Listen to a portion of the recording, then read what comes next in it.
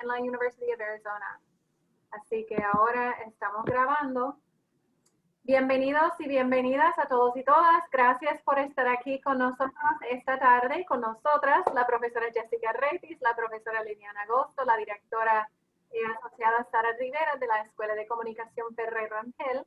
Es nuestro placer tener a todos ustedes aquí y entiendo que hoy nuestro registro incluye estudiantes y personas no solamente de la Universidad del Sagrado Corazón, pero también de la Universidad de Puerto Rico, la Universidad Adventista y la Universidad Interamericana aquí en Puerto Rico. Así que tenemos un grupo diverso. Estamos muy entusiasmados por escuchar la charla sobre el periodismo bilingüe que la profesora Jessica Retis de la University of Arizona nos va a ofrecer en los próximos minutos. Y también vamos a escuchar sobre ese nuevo programa de maestría en periodismo bilingüe que la University of Arizona está ofreciendo, por si le interesa a algún puertorriqueño o miembro de esta grabación en el día de hoy, enterarse de las oportunidades de esa maestría y posibles ayudas financieras que pueden existir si uno está aceptado al programa, pero más que nada el aprendizaje que uno puede adquirir si uno se une a ese programa. Así que quiero presentarme a mí. Soy la directora de internacionalización aquí en la Universidad del Sagrado Corazón y facilito también las relaciones interuniversitarias. Así que en esta ocasión comenzamos una relación con la University of Arizona con esta charla, pero esperamos que en el futuro vayamos a ver oportunidades de movilidad física, de conocernos en persona, de a lo mejor conectar a clases de periodismo a nivel de bachillerato de las dos universidades. Así que hay un mundo por explorar en cuanto a colaboración con la University of Arizona. Y quiero pasar el micrófono ahora a la profesora nuestra, Liliana Agosto, de la Universidad del Sagrado Corazón, profesora de periodismo, para presentar a nuestra ponente y también hablar un poco sobre esta colaboración. Así que, Liliana. Muchas gracias, Larry, muchas gracias a Jessica por acompañarnos hoy. Estamos bien contentos y contentas de poder tenerles y conocer un poco más de la presentación que nos va a hacer y del programa de maestría. Así que yo creo que todos y todas estamos un poco interesados sobre qué va a pasar quizás a corto y largo plazo con el habla hispana en los medios en Estados Unidos, y yo creo que es súper importante, sobre todo con los contextos que estamos viviendo y en la situación histórica en la que se encuentra, ¿verdad?, el país. Les voy a hablar un poco de Jessica. Jessica es profesora en la Escuela de Periodismo y dirige la maestría de Periodismo Bilingüe en la Universidad de Arizona en Tucson. También es profesora afiliada al Centro de Estudios Latinoamericanos y el Programa de Derechos Humanos en esta universidad. Obtuvo la licenciatura en Comunicaciones por la Universidad de Lima, Perú, la maestría de Estudios Latinoamericanos por la Universidad Nacional Autónoma de México y el doctorado de América Latina Contemporánea por la Universidad Complutense de Madrid, España. Tiene casi 3 décadas de experiencia como docente en universidades de Estados Unidos, España y México, y 2 décadas de experiencia como periodista y comunicadora en países como Perú, México y España. Sus áreas de investigación incluyen migración internacional latinoamericana, diásporas y comunidades transnacionales, estudios de periodismo bilingüe, industrias culturales y medios latinos en Europa, Norteamérica y Asia. Jessica es coautora de Narratives of Migration, Relocation and Belonging, Latin Americans in London, y coeditora del libro The Handbook of Diasporas, Media and Culture. Entre sus recientes reportes figuran Hispanic Media Today, Serving Bilingual and Bicultural Audiences in the Digital Age, la circulación de la cultura en español en las ciudades globales de los Estados Unidos, Los Ángeles, Nueva York y Miami, los latinos y las industrias culturales en español en Estados Unidos. Entre sus recientes capítulos se destacan Migrations and Media Between Asia and Latin America, Japanese Brazilians in Tokyo and Sao Paulo, #Jóvenes Latinos, Challenges and Opportunities of Teaching Civic Advocacy Journalism in Local Context, y The Transnational Restructuring of Communication and Consumption Practices, Latinos in the Urban Settings of Global Cities. Es para nosotros un honor contar con Jessica Retis de la Universidad de Arizona en esta charla sobre periodismo bilingüe, así que bienvenida a nuestro salón virtual, Jessica, y esperamos que esta sea una experiencia muy buena para todos y todas y de mucho aprendizaje. Adelante, el salón es tuyo.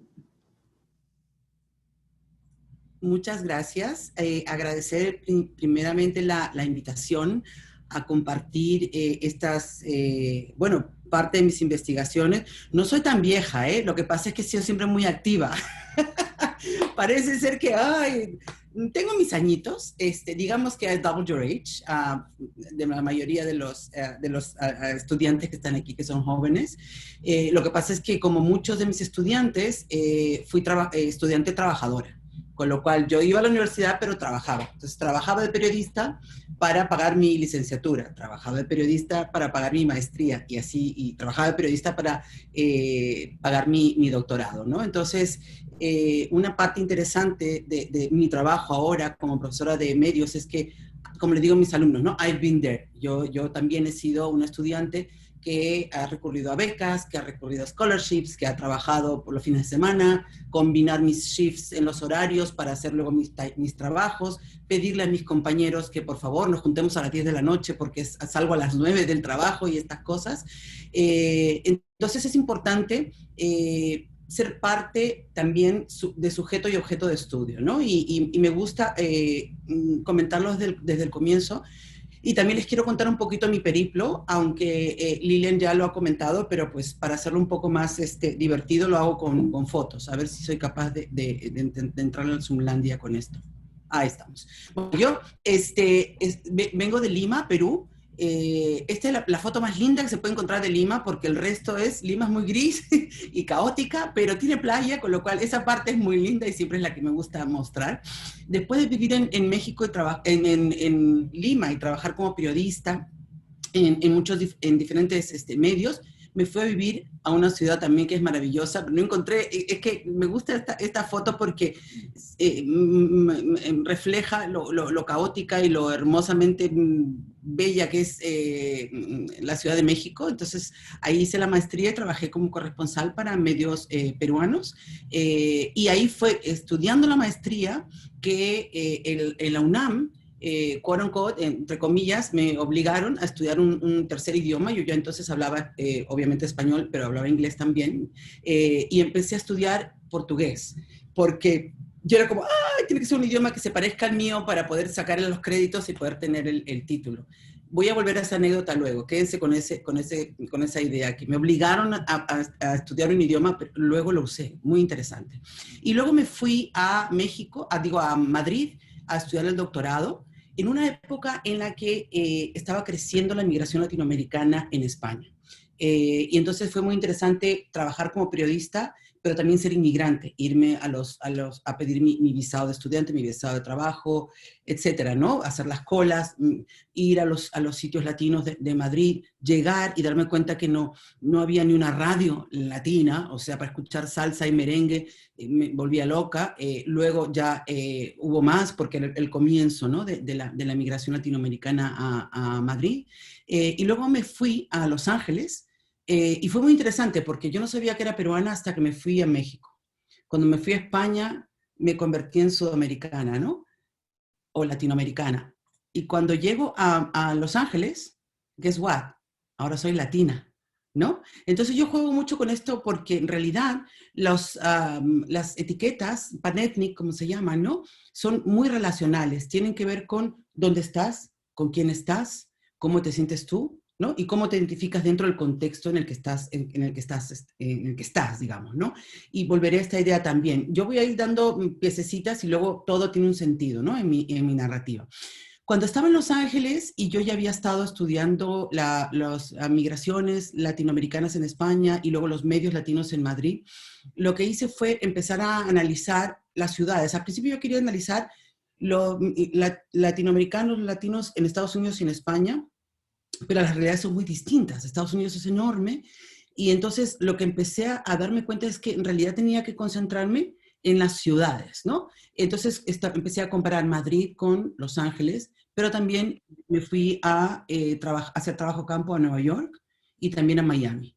Por eso las investigaciones mías, ustedes me googlean, generalmente hablan de ciudades globales y de ciudades que son Latino Hubs, que se les llama, ¿no? Que tienen mucha concentración de latinoamericanos, con lo cual hay mucha comunidad hispanohablante y mucha comunidad bilingüe. Y este es otro dato que les voy a ir diciendo, ¿no? Entre hispanohablante y bilingüe, que ahí hay una transición muy interesante que la veremos ahora un momentito en términos demográficos. Pero también, durante los años que estuve en España, trabajé en un proyecto de investigación comparando televisión y servicio público entre España y el Reino Unido. Entonces fui muchas veces a Londres a entrevistar a periodistas de la BBC. Cuando iba yo a hacer esa investigación, obviamente yo llegaba y decía, ¿dónde me puedo comer un buen sofrito o un buen comidas colombianas, ¿no? O brasileñas, que son los grupos más grandes en Londres. Y entonces empecé también a analizar esa ciudad. He vuelto muchas veces, he hecho mucho trabajo de campo ahí. Muy curioso porque la gente cuando me dice, pero es que tú vas a Nueva York, verás, recomiéndame tal y cual. Digo, no, lo que yo conozco otras cosas, pero lo que más conozco son los restaurantes latinos de Nueva York, los restaurantes latinos de Londres, donde se puede comprar una buena canchita peruana, etcétera, porque son los circuitos que yo visito, ¿no? O donde puedes ir a bailar salsa en Londres. Si quieren, luego les cuento, porque eso también es importante, y es importante para mi investigación, y es muy importante porque los latinos nos gusta bailar, además de trabajar, nos gusta mucho también la vida cultural, ¿no? Y entonces, hace 3 años, tuve el sabático, y entonces planteé un nuevo proyecto de investigación. Ya tenía yo una idea de la migración latinoamericana en España, en Europa, en Norteamérica, y entonces me fui a Japón a analizar las migraciones de latinoamericanos en Japón. Y la gente siempre me pregunta, ¿pero hay latinoamericanos en Japón? Sí, son peruanos o brasileños. En realidad son japoneses peruanos y japoneses brasileños. Con lo cual me metí a estudiar japonés. Entonces yo dije, yo hablo varios idiomas, vamos a entrarle a japonés. Oh my God, es un idioma muy difícil. Puedo decir hashime mashite, watashi wa Jessica des, y una muy importante, sumimasen, torewaduko desuka, que significa, discúlpeme, ¿dónde está el baño? Muy importante tener esa, bueno, tengo un nivel para moverme, preguntar la hora, preguntar indicaciones, básico, digamos, ¿no? Pero una cosa muy interesante, muchos de los latinoamericanos que entrevisté tenían más o menos un poquito más de nivel que yo. Entonces, ¿qué pasa? Como son peruanos y brasileños, me encontré peruanos aprendiendo portugués o brasileños aprendiendo español, o familias mixtas, donde los padres no necesariamente hablan japonés, pero los hijos sí. Entonces, esta realidad nuestra, ¿no? Entonces, trilingüe, movimientos trilingües, ¿no? Entonces, esto es muy interesante, volveremos a esto.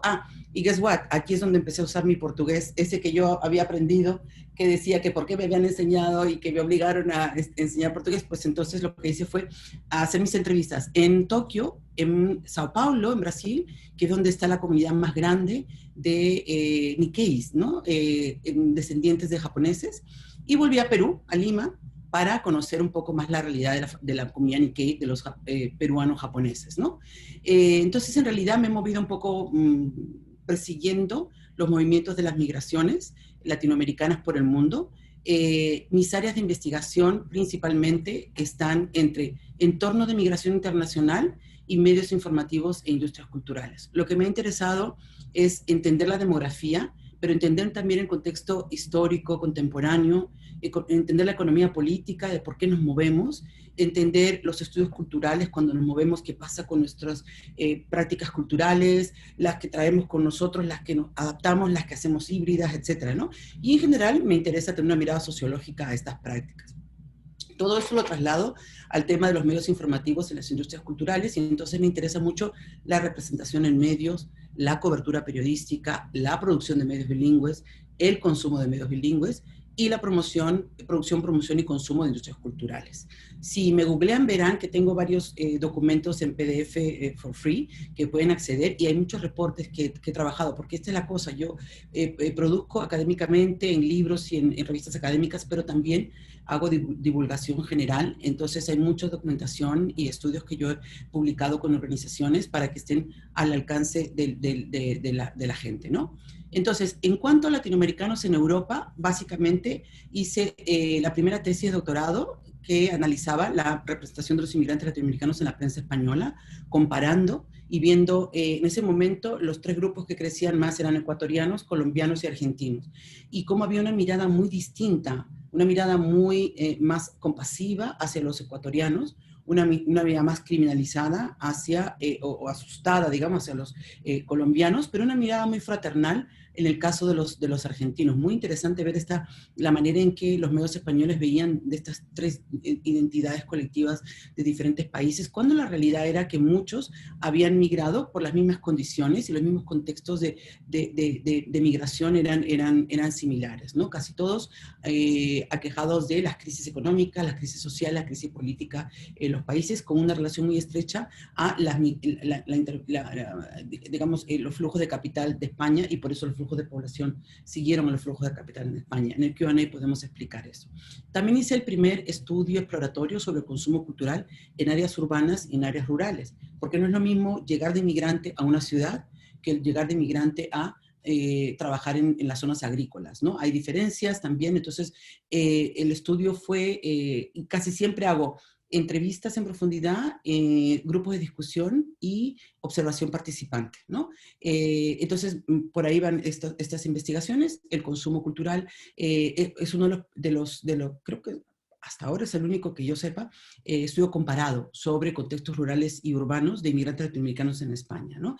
Y luego también hice el primer mapeo de medios migrantes en Madrid. Entonces me fui a todas las redacciones de medios migrantes, me fui a las redacciones de periódicos chinos, donde se producía radio en árabe, los paraguayos que estaban produciendo bilingüe en guaraní, los radios ecuatorianas que ponían pasillo. Y entonces, claro, al ser sujeto y objeto, me entrevistaban a mí, entonces yo hablaba también. Entonces, las dinámicas de ser también parte de la comunidad que tú analizas, ¿no?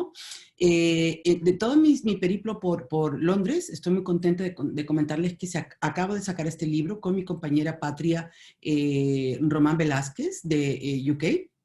Ayer lo presentamos y fue muy interesante. Lo presentamos en la Feria del Libro en Español de Londres, y la mayoría de la gente que estaba atendiendo la presentación eran latinos, eran todos los latinos de Londres, ¿no? Brasileños, ecuatorianos, chilenos. Entonces la dinámica fue muy interesante porque las preguntas no nos daba tiempo a contestar las preguntas, ¿no? Este libro es uno de los primeros que intenta hacer un llamado a la invisibilidad de los inmigrantes latinoamericanos en Europa, cómo dentro del contexto de las migraciones no europeas hay una invisibilidad de los inmigrantes latinoamericanos, y en el caso de Londres muy, muy, muy interesante, ¿no? En el Q&A, si quieren, comentamos un poquito eso. Y luego también, obviamente, he hecho investigación sobre latinoamericanos en Estados Unidos, representación en medios latinos en ciudades globales, consumo de medios latinos. He visitado muchas redacciones. Antes de COVID, obviamente, yo visitaba muchas redacciones, hablaba con periodistas, tenía alumnos haciendo internships. Imagino que como la profesora Lilian, ¿no? Que uno está en el aula, pero está en la redacción porque estás con los alumnos llevándolos, trayéndolos el internship, traes invitados periodistas de las redacciones a la clase, vas, investigas, preguntas. Entonces uno está, y eso es lo que deberíamos hacer los profesores de periodismo, estar permanentemente en contacto con lo que está pasando, ¿no? En las redacciones. Entonces, eso es importante porque lo voy a retomar luego, el hecho de que yo investigue los medios latinos en Estados Unidos me permite a mí tener una perspectiva de cómo tengo que educar a los estudiantes bilingües, ¿no? En Estados Unidos. Y luego también con investigación en Asia, ahora estoy trabajando, estoy escribiendo un libro sobre medios latinos en Estados Unidos. La idea es hacer una perspectiva histórica comprensiva relacionada con las migraciones, pero también cuál es nuestra realidad y por dónde veo yo que va a ser el futuro, ¿no? De los medios latinos en Estados Unidos. En el caso de los latinoamericanos en Asia, también estoy escribiendo un libro sobre Asian Latinos in the Pacific Area, la idea aquí es, esta parte tiene una parte histórica, ¿no? De entender por qué hay latinoamericanos en Japón, y es porque antes vinieron los japoneses a Latinoamérica. Y es una parte de la historia que no es muy conocida, está explorada, pero no en el área nuestra de comunicación y medios, no tanto. Hay algunas cosas, obviamente las tengo documentadas, pero esto es un trabajo a campo comparado, ¿no? Entonces hay un capítulo, por si tienen interés, que ya lo dijo la profesora Lilian, que está en un libro que se llama The Sage Handbook of Media and Migration, y ahí es mi primera aportación sobre mi trabajo de campo en Tokio y en Sao Paulo. Y hay una parte muy importante de toda mi investigación que tiene que ver con mi trabajo en el aula, ¿no? Una vena de mi investigación que es sobre estudios de periodismo bilingüe, y la enseñanza del periodismo y la enseñanza del periodismo bilingüe, porque yo me muevo en los dos idiomas, ¿no? Incluso cuando enseño periodismo. Y vuelta, incorporo los temas de migración internacional y medios informativos e industrias culturales en el entendimiento de la enseñanza y de los estudios sobre periodismo.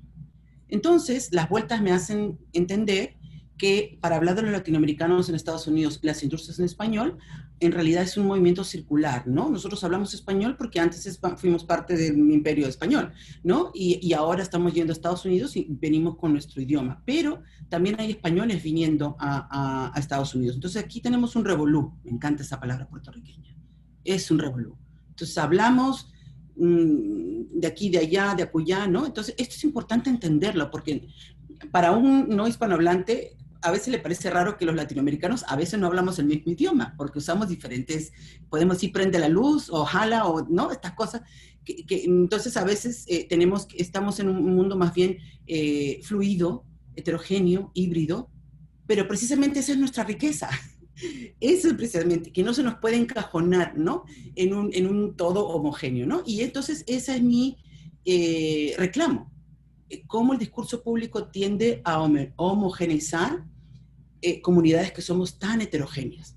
Podemos ser blancos, podemos ser asiáticos, podemos ser afrolatinos, indígenas, por supuesto, mestizos, hablamos español, hablamos inglés, hablamos idiomas nativos. Yo solo sé una frase en quechua, una pena porque debería saber más, pero solo sé decir Munanki, Manan Munanki, no Kajmikanki, que es la única frase en quechua que me sé. Limamanta Pacha, quiere decir ciudad de Lima. Una pena, porque siendo peruana yo debería saber, está en mi to-do list, ¿ok?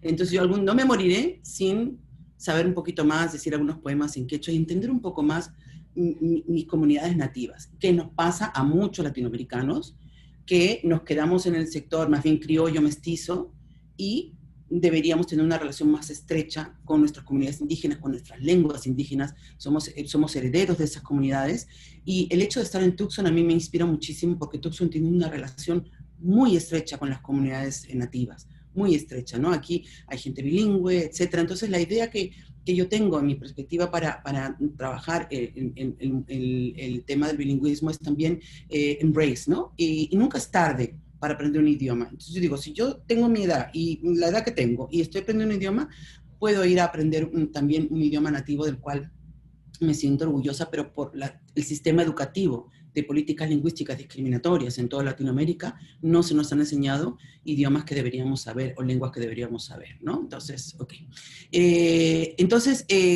Lo último, unas cuantas cosas que publiqué, la circulación de la cultura en español en ciudades globales.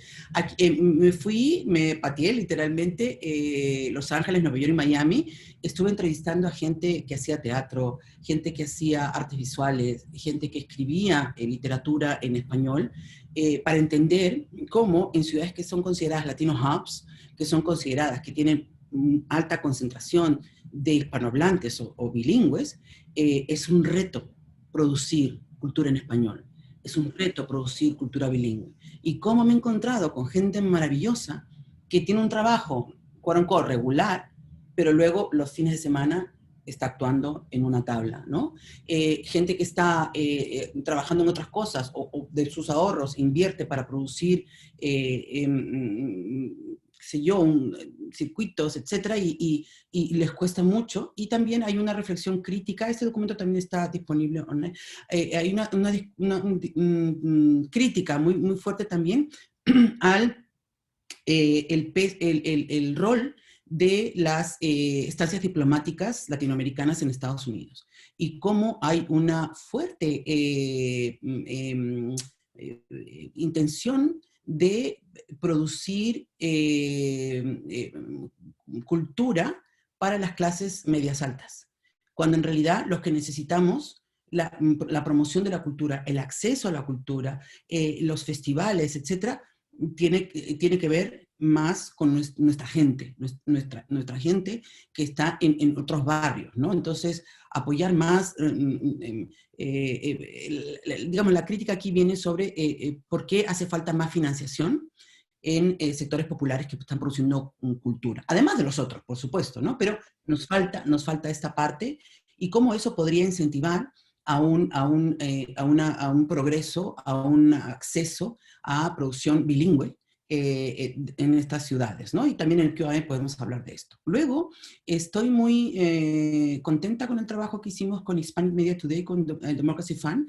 Es un documento también accessible online en PDF for free, que lo que hace es un overview, una revisión de el estado de los medios latinos, en este caso Hispanic Media. Podemos volver, en el Q&A, Hispanic, Latino, Latinx, podemos entrar a esa discusión.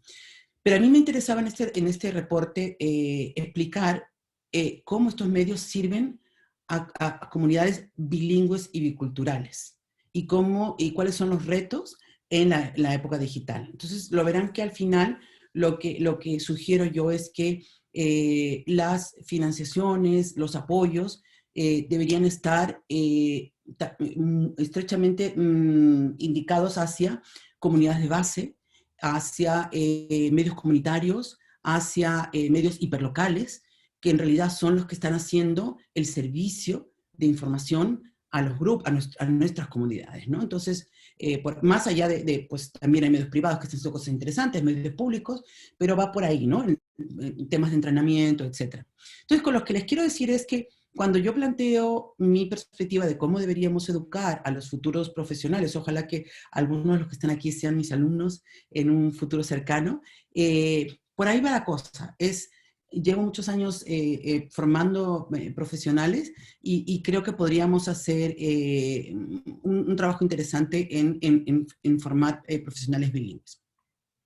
Entonces me interesa mucho la demografía. Cada vez que explico el estado de los medios latinos en Estados Unidos, me voy a la demografía y me encanta poner esta imagen porque los latinoamericanos nos movemos mucho en el mundo, ¿no? Nos movemos tanto, somos como 30 millones de latinoamericanos afuera, y el caso de Puerto Rico es muy interesante. Les tengo algunas transparencias para explicarles. Pero hay dos mapas que yo siempre muestro en el caso de empezar a explicar la historia de los medios latinos en Estados Unidos, y siempre les digo a la gente, piensen qué pasó en 1848.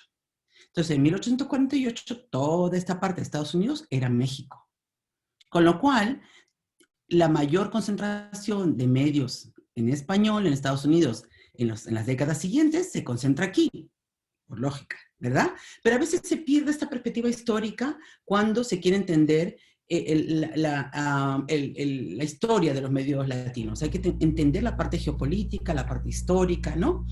Y en esta más o menos la gente me la contesta, pero y me encanta estar hablando con puertorriqueños, ¿qué pasó en 1898? Bueno, no los escucho, qué pena que no estemos en presencia. Pero este dato no lo sabe mucha gente. Estados Unidos. Ahí está. Lo dijimos dos a la vez, sí. Ahí está. Pero ¿qué pasa? Cuando yo pregunto esto, mucha gente no sabe. Y esto es un indicativo de el discurso que hay sobre Puerto Rico en Estados Unidos, ¿ok? Y de eso, por favor, hablemos en el Q&A, ¿ok? Entonces, fíjense, verán que los siguientes mapas que yo les voy a mostrar no aparece la isla. Es muy interesante. Entonces, después de esta época, entonces, los dos grupos hispanohablantes más grandes de Estados Unidos son mexicanos y puertorriqueños, simplemente por razones históricas. ¿Ok? Entonces, la gente a veces es importante que entienda, los periodistas tienen que entender esto, ¿no? De estas comunidades hispanohablantes, cuál es su condición, cuál es su historia, qué pasó y cuál es la relación con Estados Unidos, ¿no? Entonces, esto es bien importante entenderlo. Entonces, ¿qué pasa? Primero, estas comunidades no migraron.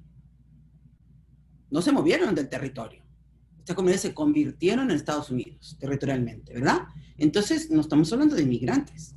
Entonces, lo que yo siempre digo es el comienzo de los medios latinos, el comienzo de las comunidades latinas en Estados Unidos, ellos estaban en sus lugares, se reconvirtieron en comunidades estadounidenses, pero están ahí y eran ya hispanohablantes, ¿no? Entonces, lo que pasó luego, en los 40s, en los 50s, sobre todo en los 70s, 80s, 90s y 2000, fue que empezaron a llegar muchos inmigrantes latinoamericanos por varias razones que ojalá me dé tiempo de contarlo aquí, ¿no? Entonces, fíjense, el crecimiento más interesante de las comunidades latinas, al comienzo, aquí están todos los mexicanos y puertorriqueños, ¿verdad? US Latinx, ¿verdad? Todos los mexicanos que estuvieron antes del Tratado de Guadalupe y todos los puertorriqueños que estuvieron antes del Tratado de París, ¿verdad? Dos tratados importantes que son fechas claves para que nosotros entendamos nuestras realidades, ¿no? Después, las décadas más recientes, el mayor crecimiento de latinoamericanos vino por los inmigrantes. Esto no implica que hemos perdido conexión con Latinoamérica, es que empezamos a vivir unas vidas transnacionales, porque las familias nuestras se quedan en los países y viven la experiencia migrante, pero de una manera distinta, ¿no? Aprenden a recibir la llamada en Navidad, el regalito, el tal, ahora el WhatsApp con la familia aquí acullá, ¿no? Entonces, nos empezamos a convertir en comunidades transnacionales, que es muy importante entender. Y ahora voy a los medios, pero es que para mí es muy importante entender la demografía antes de entender la realidad de los medios. Entonces, miren aquí mi mapita, por favor. Estos son los años 80, estos son los 90, estos son los 2000 y estos son los 2006. ¿Qué fue lo que pasó? Pasamos de una alta concentración. Si se fijan, me falta mi Puerto Rico aquí, ¿no? Pero esto del censo. Entonces, hemos pasado de una alta concentración geográfica. Entonces aquí está ya Miami, ¿no? Ya está Nueva York, está la zona de los lagos en Chicago, pero también hay un crecimiento, hay una dispersión demográfica, ¿no? Y entonces lo que nos dicen los mapas es que los latinos estamos creciendo no solamente en los centros de concentración, pero también en centros donde antes no habían latinos. Y esto explica mucho también los resultados electorales. O sea, yo tengo mi explicación demográfica a los resultados de los votos en las elecciones también. Fíjense, los datos nos muestran que el crecimiento ya no es tanto de inmigrantes, porque no están llegando tantos inmigrantes como llegaban en los años anteriores. No quiere decir que no lleguen, lo que quiere decir es que no llegan en la misma dimensión, ¿no? Y entonces, ¿por dónde están creciendo las comunidades latinas? Están creciendo con los US latinos, ¿ven? Entonces ahora ya este grupo está creciendo más. Segundas, terceras, cuartas generaciones de inmigrantes latinos. Este es el último dato los últimos datos que ha ofrecido el censo, porque como ustedes saben, ahora estamos en el Hispanic Heritage Month, que se lo inventaron, que es desde el 15 de septiembre al 15 de octubre. Y fíjense, tenemos 60 millones en el 2009, los últimos datos, antes eran 50 millones, o sea, 10 millones más en 10 años. Estamos creciendo en acceso a la universidad. Eso podríamos hablarlo luego en el Q&A, porque entramos a la universidad. Que terminemos, y es otra cosa. Tenemos un serio problema también de retención. Eso podemos hablarlo también. Está creciendo el grupo que hablan inglés proficiently. No me sale la palabra en español. Con fluidez. Con fluidez, gracias. Más de la mitad son de origen mexicano, pero los puertorriqueños es el segundo largest group, ¿no? 5 millones, 6 millones. Estamos mal contados. Siempre estamos mal contados. Estas cifras siempre hay que tomarlas como indicativas, ¿no? Y los últimos grupos que más han crecido son venezolanos, dominicanos, guatemaltecos y hondureños. Podemos hablar de eso en el Q&A también. 4 de cada 5 latinos son US citizens. Tenemos el share de immigrants está declinando. Tenemos 32 millones de latinos eligible to vote. El problema que tenemos es que de todos los que somos eligible to vote, en general, en los últimos años, como la mitad nada más votan. Por una serie, lo podemos hablar en el Q&A. Hay muchas razones por las que no sé. De hecho, la próxima semana yo tengo un evento en mi universidad que estoy trayendo a gente de mi familia a votar para hablar sobre el voto latino, ¿no? Con muchas condiciones. Y los estados donde tienen más latinos está California, Texas, Florida, Nueva York y Arizona. Por eso estamos aquí, ¿ok? Entonces, fíjense, más o menos así está la distribución. Aquí están mis mexicanos y aquí están mis puertorriqueños, 10%. ¿Ven cómo es? Y también el crecimiento en el sur, en el noreste, en el Midwest y en el West. O sea, estamos haciendo la dispersión geográfica. Pero ustedes me preguntarán, y yo cada vez que hablo con un grupo de estudiantes de diferentes países, dedico una parte al país en concreto, ¿no? Entonces, ¿qué pasa con los puertorriqueños? ¿No? Miren qué linda mi transparencia aquí. Entonces, fíjense, esto es lo que está pasando. Puerto Rico hay más gente viviendo en el mainline que en la isla, ¿verdad? Entonces, esto es muy importante, el tema de la cantidad de flujos migrantes que van de la isla hacia el mainland. Esto es importante. Fíjense las proyecciones que hay sobre la población de Puerto Rico. Va a haber un decrecimiento de la población. Todo esto es Pew Hispanic Research Center. Todos estos datos son available. Por eso pongo siempre los créditos aquí, ¿verdad? Entonces, esto es importante también, la diferencia en ingresos económicos, que es muy importante, ¿no? ¿Dónde están los puertorriqueños? Fíjense, están en el Southwest, obviamente en Florida, obviamente en Nueva York, obviamente en Chicago, ¿no? Esto ya lo sabíamos. Pero hay sitios donde está creciendo. Fíjense en mi Arizona, ¿ok? Entonces esto es bien interesante. Hay una comunidad de puertorriqueños interesante aquí en Arizona y tenemos un restaurante que se llama Asian Sofrito. ¿Qué tal ahí? Chino, puertorriqueños. Deliciosa la comida. Sus masitas de puerco con su arroz tres delicias, frito, o sea, una maravilla. Mofongo con canlu guantán. Es una maravilla, ¿no? Son chinos, puertorriqueños, se ven asiáticos de raza, pero me hablan caribeño maravilloso, ¿no? Entonces, esta es la riqueza de nuestra gente, ¿no? Somos muy diversos, ¿ok? Y entonces, la mayoría de los puertorriqueños estamos siguiendo las prácticas de concentración y dispersión. Tengo 20 minutos, ¿no? ¿Ok? Sí, ¿no? Tengo 20 minutos, ¿no? Voy a irme corriendo. Entonces, ¿qué pasa con el discurso mediático? En la prensa, cuando se habla de los latinos, principalmente no se habla. Somos 20% y muchos de las investigaciones que han hecho mis compañeros y yo misma ha demostrado que menos del 1% de la prensa generalista en Estados Unidos habla de los latinos. Entonces, inexistentes, ¿no? Entonces, no se cuentan historias sobre la minoría más importante del país. En asuntos migratorios, los temas no incluyen la perspectiva de los inmigrantes, o sea, se habla de los inmigrantes, pero no se habla con los inmigrantes o a los inmigrantes. Y por eso tenemos que irnos formando nosotros para empezar a cambiar esa balanza, ¿no? Los latinos permanecen inexistentes en aquellas historias no relacionadas con latinos.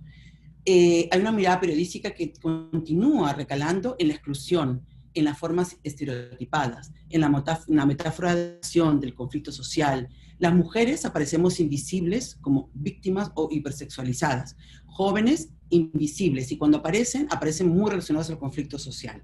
Todo esto está en mis investigaciones, googleenme y ahí están todos mis textos, ¿no? Los latinos tienen una escasa participación en los medios de referencia y pocas oportunidades para expresarse o aportar puntos de vista alternativos. Y esto es lo que queremos cambiar, y por eso estamos haciendo la maestría. Yo necesito que ustedes vengan, se formen y entren a las redacciones y empiecen a cambiar las estrategias de producción informativa. Y tenemos que hacerlo desde dentro. Tenemos que hacerlo formándonos, tenemos que hacerlo entendiendo nuestras realidades y por qué es tan importante. Y esta responsabilidad social que tenemos a ser profesores latinos y estudiantes latinos y formándonos, ¿no? En el mundo latino. Porque fíjense, en el discurso mediático cada vez estamos menos representados. Los últimos premios de ahora Emmy, me parece, no tiene ni un actor ni ninguna serie latina, cuando hay un montón que son muy vida, one day at a time, estamos haciendo producciones muy interesantes, no hay nominaciones. Vamos mucho al cine y no estamos representados en el cine. Entonces esto es muy importante. Y en el discurso mediático no tenemos, bueno, también, esto sigue siendo entendimiento, ¿no? Directores, productores, escritores. Entonces nos falta estar también en estamentos de decisión. Y en el curso, en la parte informativa, nos va más o menos 3/4 de lo mismo. no estamos en los talk shows como invitados a participar, no estamos como guests en los talk shows, etc. Y es porque en general las redacciones en Estados Unidos siguen adoleciendo de una poca representación de minorías. Tiende a ser muy hombre, blanco, clase media, heterosexual, religioso. Todo lo que vaya fuera de eso ya es minoría, incluso gender o class, ¿no? Tenemos que hablarlo esto en muchos términos, son muchas variables. Ojalá dé tiempo para el Q&A. ¿Qué se dice de los puertorriqueños rapidito? Entonces, el huracán María, ¿no? La crisis, etcétera, pero muy superficialmente, salvo escasas excepciones. Nos hace falta una visión muy comprensiva. Cuando pasaron las situaciones, mucha gente de leer los medios, ¿no? No sabían que los puertorriqueños eran ciudadanos estadounidenses. Entonces, ahí tenemos un problema grave, ¿ok? Entonces, hay otra cosa por la cual tenemos también que ir trabajando en ese sentido, ¿no? Los medios latinos. Tenemos 212 años de periódicos, 90 años de radio, 60 años de televisión, una década online, 6 o 7 años de social media, pero también tenemos mainstream media en español. Esto es una cosa reciente, les traigo algunos ejemplos. Con lo cual, ahora estamos, US Latinos, Latin American Immigrants, todos conectados con Latinoamérica, ¿verdad? Pero hay una cosa muy importante que yo quiero destacar, que es la manera en que trabajamos con los idiomas. El pensamiento, más en español, menos en español, el idioma, etcétera, que varía mucho si eres primera generación, segunda generación, tercera, etcétera, ¿no? Entonces, yo lo vivo con mis hijos aquí, ¿no? Entonces, háblamelo en español, dímelo en español, ¿no?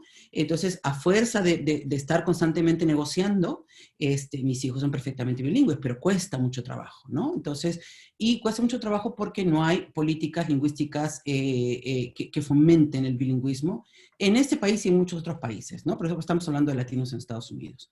Y entonces esto implica que nuestras prácticas de consumo también estén dirigidas por nuestras preferencias lingüísticas, términos de consumo, de televisión, etcétera, ¿no? Entonces volvemos a nuestro revolú. Tenemos un revolú. Cuando la gente me pregunta, ¿qué es los medios latinos en Estados Unidos? ¿Son bilingües, son español, son inglés? Yo digo, all of the above. Todo, ¿no? Entonces esto es muy importante porque nosotros somos muy heterogéneos, ¿verdad? Y una cosa que tenemos que entender con el tema de nuestra condición bilingüe y bicultural. Estados Unidos se está acercando a ser el segundo país hispanohablante en el mundo mundial. Hace 3 días presenté un trabajo en España, esta maravilla del Zoom, ¿no? Que me permite estar en varios sitios a la vez. Entonces, yo les hablaba a los españoles y les digo, miren, el español de España ya no va a ser el que rija, es el español, ni siquiera el español de Latinoamérica va siendo el español de Estados Unidos, con nuestras hermosas palabras, con nuestras mezclas, con nuestro Spanglish, porque nos estamos contagiando, ¿no? Y esto implica también que hay encuentros y desencuentros, ¿no? En las familias, padres y esto es una razón histórica, que se castigaba a la gente por hablar español en los patios de las escuelas, los padres que también pensaban que si los hijos hablaban español iban a hablar inglés con acento, que los van a discriminar más porque hablaban inglés con acento, en fin, son una serie de variables, no se puede explicar con una sola variable, son muchas variables y también muchas variables generacionales, de geografía, de movimiento migratorio, etcétera, pero lo que implica es que somos bilingües en muchos diferentes niveles, ¿no?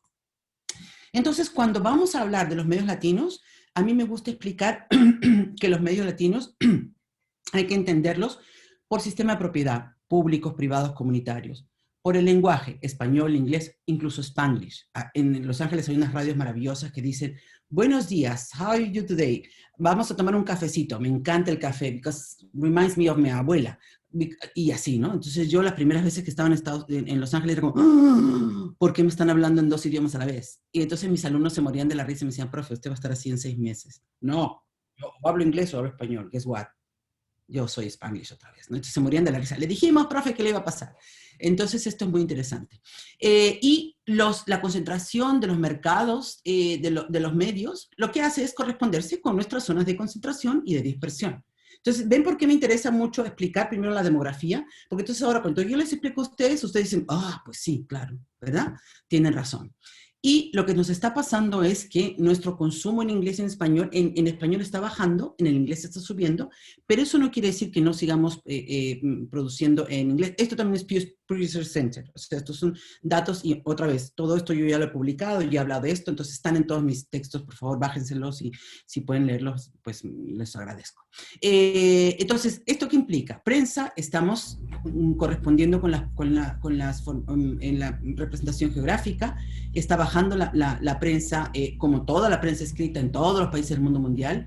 La radio sigue siendo importante, todavía estamos ahí aguantando, porque la radio es muy importante para nosotros los latinos, también por el tipo de trabajos que hacemos, ¿no? Si estamos de transportistas, si estamos yendo a un lugar, si estamos haciendo servicios, si estamos atendiendo a mayores o a niños, pues la música nos acompaña, ¿no? Entonces, la radio sigue siendo importante, sigue correspondiéndose con la concentración y dispersión de latinos, también nos acompaña, es un medio de compañía, nunca mejor dicho, y se concentra mucho en estas ciudades en las que yo analizo, Los Ángeles, Nueva York, Miami, ¿no?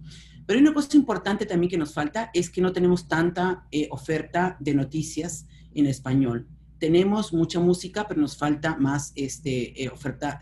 Don't get me wrong, a mí me gusta, me encanta la salsa, el merengue, la bachata, you name it, me gusta bailar, pero yo quiero informarme, también me quiero informar y creo que es importante. Entonces tenemos otra cuenta pendiente ahí, muchachos, ¿ok?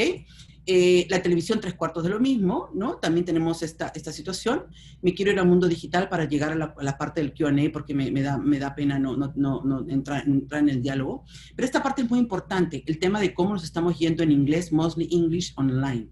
Incluso en Latinoamérica. Cuando yo doy charlas en Latinoamérica, yo les pregunto a mis alumnos, ¿quiénes de aquí consumen medios online en inglés? Y me levantan la mano con las 3/4 partes. Entonces, esto quiere decir que las divisiones geográficas no existen anymore. Tenemos que seguir teniendo una perspectiva transnacional de nuestras realidades, ¿no? También, obviamente, implica la edad, el lenguaje, dónde hemos nacido, ¿verdad? Y esta es la parte histórica. Estamos viviendo la época de la fragmentación de las audiencias. No podemos seguir hablando de audiencias, las grandes audiencias, como era mi época cuando yo era periodista, hace 350 años, cuando todos nos sentábamos al frente del televisor a ver el noticiero.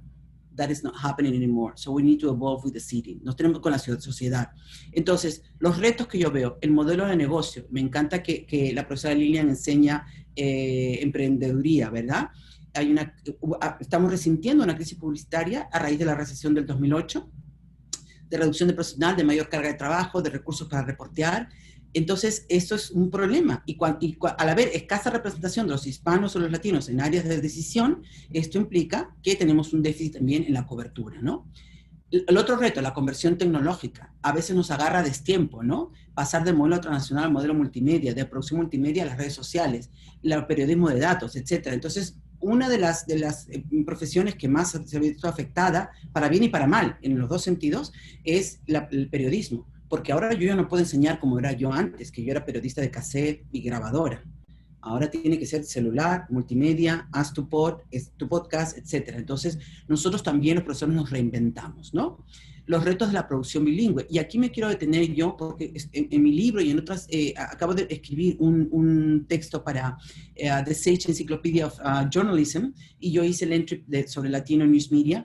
Y lo que yo argumento es que desde hace 212, 13, 14 años, los latinos hemos hecho periodismo bilingüe.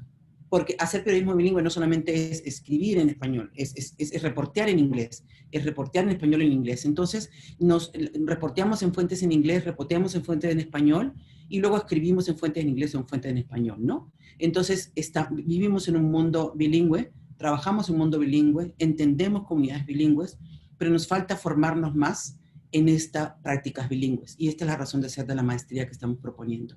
Y me gusta traer aquí a mi alumno Rigoberto Villalobos, que trabaja en NBC y en Telemundo, y reportea sobre el coronavirus en español y en inglés. Mi Rigoberto, que me sufrió, profe, ¿por qué me hace sufrir? Y ahora ahí está, ¿no? Entonces, esto es el futuro de los periodistas en Estados Unidos. Somos más porque hablamos español. Muchos de mis alumnos les han dicho que hoy eres menos porque hablas español. Es al revés. Eres más porque entiendes dos idiomas, entiendes culturas, entiendes muchas culturas. And we need to embrace that. Y los medios en inglés han empezado a entender eso. En las comunidades que han ganado y que entender. Entonces están intentando atender a esas comunidades, ¿no? Entonces, unas cosas muy interesantes son los medios nativos digitales, Remezcla, We Are Me Too, Pero Like, Latino USA, Radio Ambulante, Latino Rebels. Hay un montón de experiencias interesantes que están haciendo propuestas en el mundo digital, en inglés, en español, en Spanglish, ¿no? También los medios de referencia hicieron sus intentos, New York Times en español, el Chicago Tribune cerró, el Chicago, pero han empezado otras cosas, en fin, ha habido movimientos, el Washington Post ha empezado el Guapo Opinión, un podcast, USA Today está siendo hecho en USA, NBC Telemundo ya les enseñé a mi alumno que está ahí trabajando bilingüe, ¿no? Pero también me he encontrado con experiencias bien interesantes. Este es El Faro, este es un periódico de El Salvador y ha lanzado versión en inglés.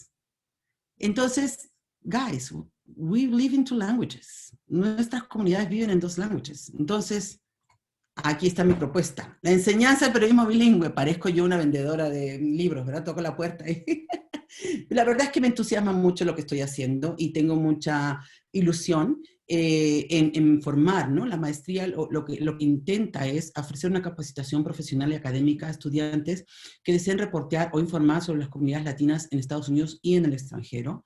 Es los únicos programas que son totalmente bilingüe, vamos a ir back and forth con los lenguajes. Los graduados adquirieron un conjunto sólido de habilidades en español y en inglés que se traducirá en una ventaja competitiva significativa en el lugar de trabajo. El enfoque está muy en innovación, en nuevos modelos de narración periodística en la era digital. Yo ya no les puedo enseñar a ustedes a escribir como cuando yo escribía, que escribía mi nota y chao. Y si acaso me llegaba una llamada telefónica o una carta del lector. No anymore. Ustedes publican y les llega el comentario ipso facto. Sacan en Twitter y ahí están. Tenemos que trabajar el periodismo, la parte conversacional, sin desdeñar las bases del periodismo, que es buscar la verdad, accuracy, ¿verdad? Buscar las fuentes y educarse, ¿verdad? No ir con un criterio naif a hacer las coberturas, ¿no? Además, la idea es practicar formas innovadoras, exploraremos nuevos modelos emprendedores, y aquí luego conversaré con la profesora Lilian también, de periodismo, tales como propuestas hiperlocales o translocales, porque nuestras comunidades hacen eso, entonces tenemos que servirles translocal, de un pueblo de Puebla a una ciudad en Queens. Esto es lo que les interesa, ¿verdad? Toda la sierra de Puebla y Veracruz, ahora mucha gente se ha ido y están viviendo en Queens a tomar los trabajos que muchos puertorriqueños que se han ido a Orlando o a Chicago están dejando. Ustedes vienen ahora a los festivales puertorriqueños, ahora hay me encontré haciendo trabajo de campo a una señora de Oaxaca vendiendo coquito. Con eso les digo todo, ¿ok? Entonces, ahí vamos. Entonces, entender esto, entender también cómo podemos hacer esto con proyectos sin fines de lucro, fundados en financiación colectiva, apoyo de organizaciones no lucrativas. También me interesa que practiquen formas innovadoras de informar y difundir la información para medios digitales, incorporando el estilo conversacional del Internet, de las redes sociales, la participación de la comunidad y la comprensión avanzada de las audiencias. Por eso empiezo siempre con demografía. Tú no puedes hablar sin saber a quién le estás hablando. Y antes le hablábamos a un mundo globalizado, generalizado, tal. No anymore. Las audiencias están fragmentadas. Entonces tienes que saber a quién le estás hablando y en qué idioma le estás hablando, ¿verdad? Y esta es la idea que tenemos en el programa. La maestría la hemos empezado con la Escuela de Periodismo, pero estamos en colaboración con el Centro de Estudios Latinoamericanos, con el Centro de Estudios Mexicoamericanos, con el Departamento de Español y Portugués, pero también tenemos unas escuelas maravillosas de medicina, de leyes, de sociología, etc. Entonces la idea es que los alumnos hagan unas clases que son los core courses y luego puedan especializarse. I will work with the students and me fue el inglés. Trabajaré con los estudiantes y lo que haremos será acomodar los intereses de los estudiantes hacia lo que les interese. Que el estudiante quiera entender el periodismo de migraciones, vamos a tomar clases de migraciones. Que el estudiante quiera entender las políticas administrativas, pues tomamos clases en derecho. Que el estudiante quiera entender periodismo de salud, pues se toman las clases en medicina. Y entonces, porque por ahí tenemos que ir yendo. O sea, nosotros somos más que inmigración. Obviamente la inmigración va a ser un tema importante, pero we're beyond that. Y si se dan cuenta, estamos creciendo ya segundas generaciones, US born latinos.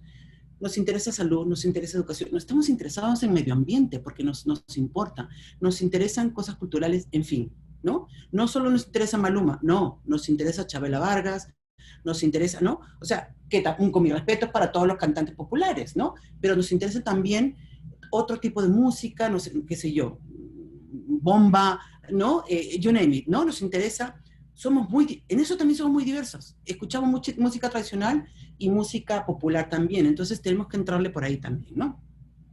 La idea es que los participantes, eso sí, tienen que hablar inglés y español con fluidez, porque claro, aunque luego yo les diga todas las esdrújulas se acentúan, y acuérdense que ¿cómo se llama? Las agudas que terminan en ese vocal llevan acento, y estas cosas, ¿no? No latinos en español no se pone con capital letter, y estas cosas son detalles que yo estoy muy acostumbrada a trabajar con los alumnos, pero en tanto tú puedas demostrar que puedes reportear y escribir con fluidez, lo demás lo arreglamos, ¿no?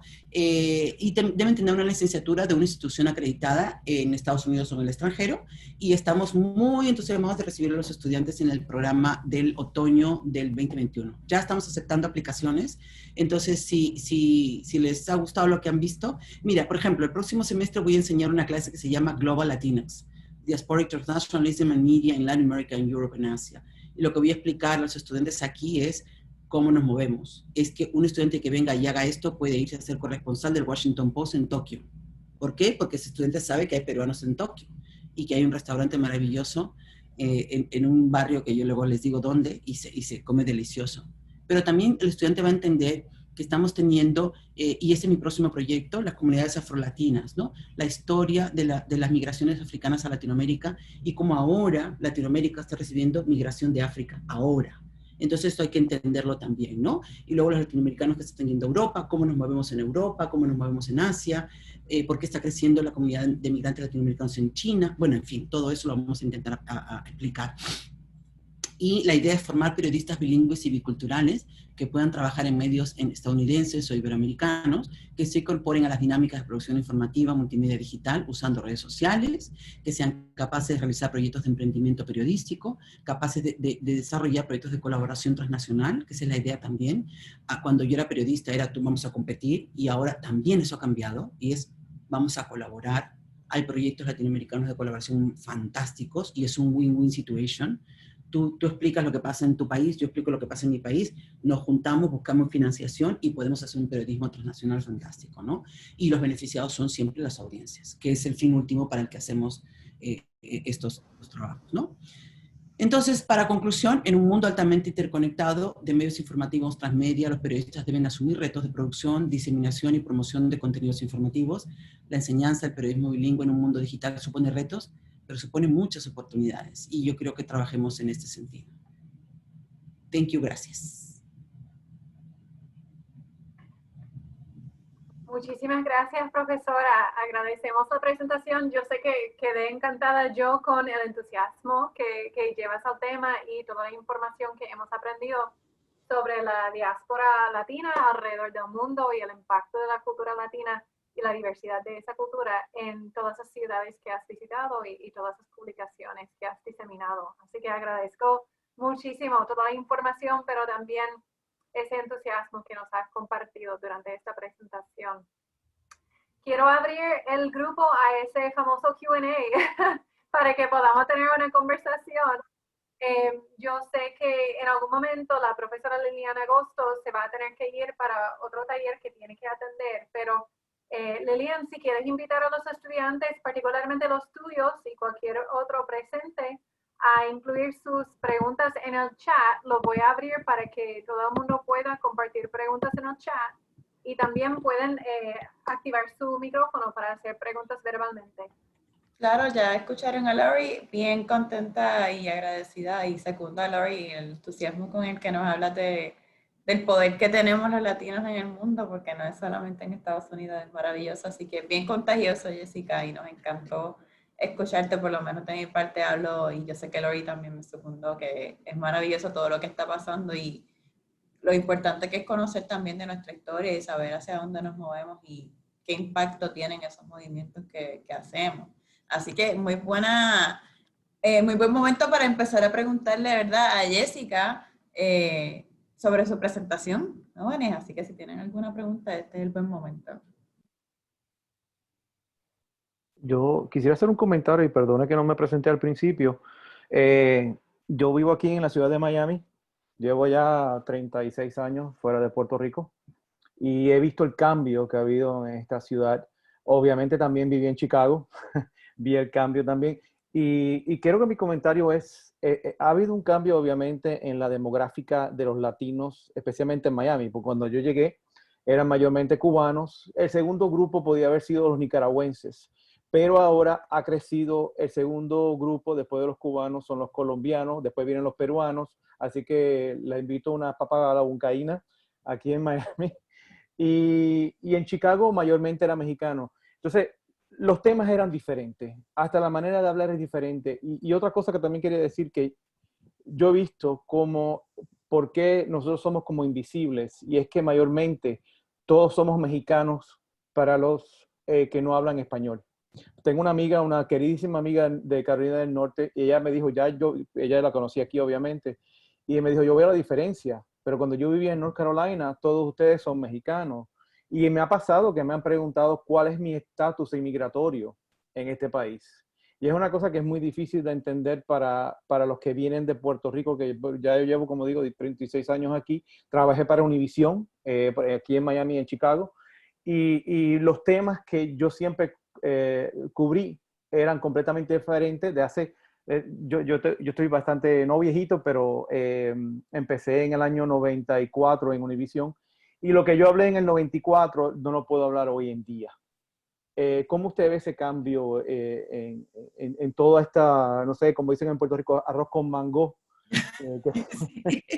Tú tranquilo, porque lo que tiene de bueno de haber ido a tantos sitios a hacer trabajo de campo es que yo entiendo todo. Tengo un diccionario latinoamericano, yo entiendo arroz con mango. Mira, Tony, ese es el tema. Yo no puedo enseñarle a estos alumnos que van a entrar ahora a la escuela de la manera en que nosotros hacíamos periodismo. Porque por varias razones. La realidad ha cambiado y va a seguir cambiando.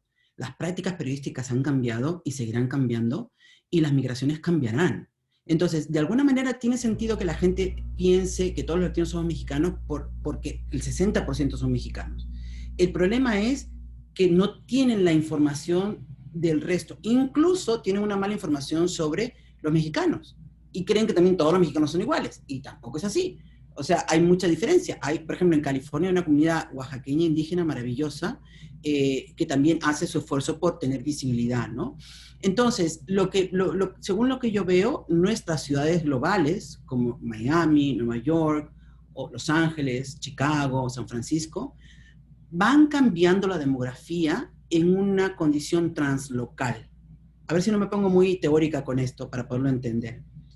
Lo que quiero decir es que las ciudades en sí siempre están abriendo espacios para que lleguen los migrantes, para bien y para mal, porque para bien es para los supercualificados que entran a los puestos directivos, que lamentablemente son los menos. Bueno, en el caso de Miami es particular, es otra cosa, pero también en los sectores menos cualificados, con trabajos menos remunerados, y lamentablemente muchos con trabajos que no están del mercado negro, pues.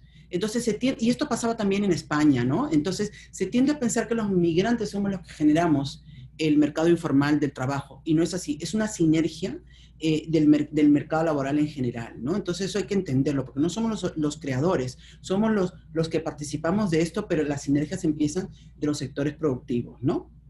Entonces, en el caso de Miami, ha sido muy interesante cómo Miami ha pasado. Incluso la cubanidad de Miami ha variado, ¿verdad? No son lo mismo los cubanos que llegaron en los años 50, 60, que los llegaron en los 70, que los llegaron en los 80, los llegaron en los 90. O sea, yo a mis alumnos, cuando me toca la sesión de cubanos en Estados Unidos, les digo, ok, vamos a ir por décadas, para poder entender, ¿no? Y también, la otra condición es que la gente joven también tiene otra perspectiva del mundo. Con lo cual, como profesores, nos tenemos que adaptar a la manera en que los jóvenes, porque ellos van a ser los storytellers luego. Entonces o sea, mi reto para mí es, cuanto más, por ejemplo, aquí estoy viendo a Viviana Flores, ¿ve? Cuanto más información yo le dé a Viviana, que Viviana la procese y ella se convierta en una contadora de historias, pero con información. Y ese es el problema, el déficit de información que tenemos. Yo cuando doy estas clases y tengo alumnos mexicanos, guatemaltecos, salvadoreños, hondureños, y les explico por qué hay migraciones centroamericanas en Estados Unidos, ellos se ponen la mano en la cabeza y dicen, profe, porque yo no me enteré de esto en high school, ¿no? Y ahí es nuestro déficit, la falta de información. Tenemos que trabajar mucho para que, perdón Viviana, pero te he tomado de ejemplo, para que Viviana sea una mujer muy educada, en el buen sentido de la palabra, con mucha información de la realidad de las comunidades latinas, y entonces salga ahí afuera y haga un reportaje maravilloso. Ya luego yo le corrijo los acentos y la profesora Lilian le corrige el párrafo, eso te lo arreglamos, pero lo importante es llenarla de información, porque cuanto más información tienen los jóvenes, más críticos son con la realidad, ¿no? Sí. Una última pregunta. ¿Ustedes piensan tener, ya yo tengo otra maestría, estoy en mi segunda maestría consagrado, yo tengo una maestría de periodismo de la Universidad de Florida International University aquí en Miami. ¿Ustedes piensan hacer un doctorado con este mismo tema? Y esto está en el futurible, digamos, ¿no? Pero bueno, las universidades son grandes elefantes que hay que, Sí. para moverse. Entonces hemos empezado con una maestría. Si todo va bien y podemos demostrar que el proyecto es un éxito y que es necesario, porque también este es el tema, vamos a empezar, entonces tenemos que demostrar que es necesario. Entonces, hopefully, podríamos pensar no solamente por un lado en el doctorado y por otro lado en un undergrad, en un major, que ya es hora de tener un major bilingüe, ¿no? Sí, gracias, doctora. Gracias. Profesora, veo que aquí en el chat hay algunas preguntas que se han entrado y quiero comenzar con una de Cassandra Vega para reconocer su presencia porque me escapó al principio ver que ella estaba con nosotros. Cassandra Vega es la directora de la Oficina de Sagrado Careers, que ayuda y asesora a nuestros estudiantes a solicitar programas graduados. Esta oficina también ayuda a los estudiantes a determinar su carrera profesional y prepararse para las entrevistas, los resúmenes, etc. Así que para todos los estudiantes de Sagrado en esta conversación, quiero que reconozcan al video de Cassandra Vega y también que vayan a la página de Sagrado Careers en nuestra página web para hacer una cita de preparar su resumen y practicar una entrevista. Pero la pregunta de Cassandra aquí es sobre la maestría en periodismo bilingüe que va a comenzar el próximo agosto en 2021 y cómo va a enfrentar los retos palpables del mercado, incluyendo el mayor consumo de contenido en inglés, los medios que reducen sus recursos humanos y la paga limitada versus el trabajo y el desempeño requerido por este tipo de labor. Ok, muchas gracias Cassandra, espero que ahí les he puesto mi email, estoy a la orden para empezar con todo esto. Este entusiasmo que tengo no es fortuito, de verdad creo que podemos hacer un cambio, ¿no? Entonces, respondiendo a las preguntas, mayor consumo de contenidos en inglés. Ok, sí, tenemos que tener una agenda, por eso estamos haciendo periodismo bilingüe, porque yo estuve trabajando mucho tiempo en la concentración de Spanish Language Journalism, lo cual también está bien, pero nosotros tenemos que producir en los dos idiomas. Tenemos que hacernos escuchar en los dos idiomas. Entonces, cuando hablamos en inglés, nuestra audiencia es de una manera. Cuando hablamos en español, nuestra audiencia es otra. Entonces, la idea es que nos movamos en un mundo bilingüe. Eso lo ha entendido perfectamente USA Today. Y tienen hecho en USA y made in US, con agenda latina. Entonces, por ahí vamos. Y la idea es poder comprobarle a los medios mainstream que nuestra producción, que somos bilingües, pues, ¿no? Ahora, una cosa bien interesante es que nos tienen muy bien contabilizados, está entre 1.5 y 1.7, yo creo que es más, la capacidad de consumo de los latinos, con lo cual son audiencias apetecibles para el mercado, ¿no? Y nos venden muchas cosas, pero nos falta que nos informen más. Entonces, lograr esa combinación es un reto, pero yo creo que es doable, y también por eso la idea es de poder formar a los alumnos también en emprendeduría, porque también ya no puedo educar a alumnos para que toquen solamente newsrooms, porque de los 35 que tenga, 5 van a encontrar trabajo en los newsrooms, ¿no? Los otros tienen que aprender a tener su marca personal, tener su huella en YouTube, tener lo que tienen, y de repente podrán ser contratados como freelancers, o de repente se pueden juntar con otros 2 y empezar un proyecto, ¿no? Y un poco por ahí va la cosa, o sea, ya es quitarnos de la cabeza la idea de que el mainstream media es la única manera, que por ahí no va. Y luego también el tema de que los medios informativos, quote unquote, como silo de condición, estamos ya in between. Entonces puede ser un medio que sea de redes sociales, que informe pero que entretenga. El tema aquí es, y vuelvo, perdóname, es que me has quedado justo al lado, Viviana. El tema es que Viviana sea capaz de escribir una buena historia sobre reggaetón, pero bien entendida, ¿no? Que puede escribir, en fin, ¿no? Tenía un alumno que ahora trabaja en Arizona, en Phoenix, por cierto. Él estaba interesado en deportes. Ok, háblame de la liga femenina de boxeo, ¿verdad? O háblame, o sea, ¿sabes lo que te digo? O sea, salir un poco de los estereotipos y tener una perspectiva beyond that. Y esto lo podemos hacer cuanto más listo tú seas, cuanto más información tengas, puedes hacer el pitching de la historia. No es tan difícil. Y me imagino que como la profesora Lilian, yo juego mucho con los alumnos y nos ponemos en círculo y digo, ok, hazme pitching de la historia. Y yo me pongo como el abogado malo. No, que quiero hacer una historia. No, no me sirve. No, no sé cuándo. Hasta que el alumno entiende cómo puede negociar con el editor de poder meter una historia en condiciones, ¿no? Ahora, medios que reducen sus recursos humanos. Eso es un problema que lo tenemos en todos los medios de comunicación. Entonces, es una de las razones por la que yo me voluntarié y, bueno, he sido elegida, gracias a Dios, como Academic Officer de NHJ, la Asociación Nacional de Periodistas Hispanos, y la idea es hacerlo bien para trabajar en apoyar también, ¿no? Porque los periodistas hemos sido muy mal pagados siempre. Yo cuando era periodista trabajaba en 5 medios, porque con 5 juntaba lo de para la quincena, ¿no? Entonces, es una profesión muy vocacional, no nos vamos a hacer ricos con esto, y eso hay que entenderlo, pero pues, oye, tenemos que vivir decentemente, ¿no? Entonces, esto es algo que tenemos, y la idea también es poder generar desde la academia esta idea de que el periodista bilingüe bicultural tiene que estar bien pagado, ¿no? Entonces ahí haremos lo que podamos, ¿no? También hemos tenido problemas con la manera en que se entiende el negocio de los medios, ¿no? Antes los grandes